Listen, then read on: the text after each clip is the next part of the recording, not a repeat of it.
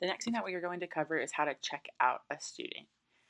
So similarly to checking the student in, you can look them up by quick student lookup. You can also look at the assignment rosters. So maybe you know that you're doing a checkout in Bear House 204, or 214, but you don't know the student's name. Maybe they just signed up as Ashley or Abigail and then put their room number, but didn't put their last name. So you can always look them up through assignment rosters. But the easiest way I think is always just to go through a quick student lookup here. So I'll type in Hayes, click on Abigail. So similar, just like the check-in process, you're going to start with the RCR. So you're going to go to the room with the student or meet them there, and you're going to click check out inspection type. And so for check-in, since we do the RCRs before check-in, you won't have to necessarily go through each line by line. But when you are doing the checkout, you're going to want to go into the room and make sure that nothing has changed. So the language for checkout is no change, small damage, medium damage, large damage, needs cleaning, furniture concern, or work order. Your RD will talk to you more in depthly about small, medium, and large damage and what we're looking for and how we charge for that. You'll have a half sheet to kind of walk you through the damage charges. And similarly with needs cleaning, we only want to mark needs cleaning if a student has left a space to the point where additional cleaning would need to be done. So it couldn't just be a quick once over with a vacuum, or maybe they've left a lot of grime in the toilet, in the sink area, in the bathroom. So if it's something that requires an additional attention, that's something that we want to mark as needs cleaning.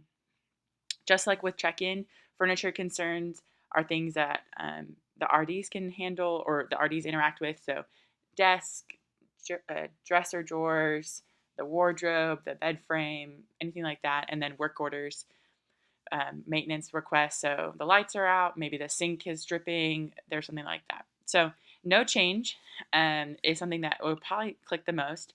But say that the inspection here had said that the bathroom door had 2 scruff marks.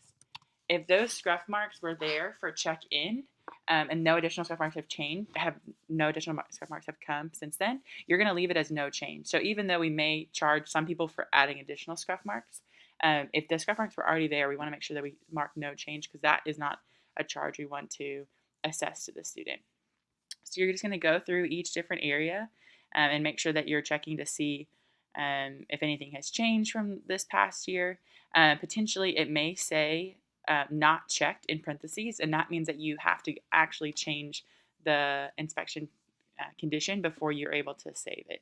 And that's probably something that was a work order, a furniture concern, or something that was slightly used in the check-in process. And so we want to make sure that you're really paying attention to those when you're doing the checkout.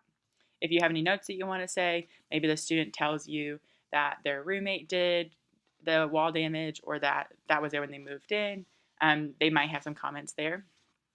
Just like with check-in, we want to make sure that you swipe the I agree with this condition unless the student specifically tells you that they don't agree with it.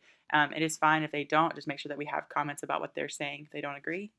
They'll sign here that they agreed and then complete inspection with the student. Just click back and you'll go back to their student page. And the last step for checkout is that you're going to click on this checkout button here. You want to say remember the room key we entered, the keys were checked out to them, and so if they return the key to you, you're going to swipe yes and they'll sign. If they didn't return, you'll leave it to say no, but have them sign to confirm that they did not return their keys. If the student is there in front of you, you'll put in their mail forwarding address, and then you'll click checkout. And then they're officially good to go.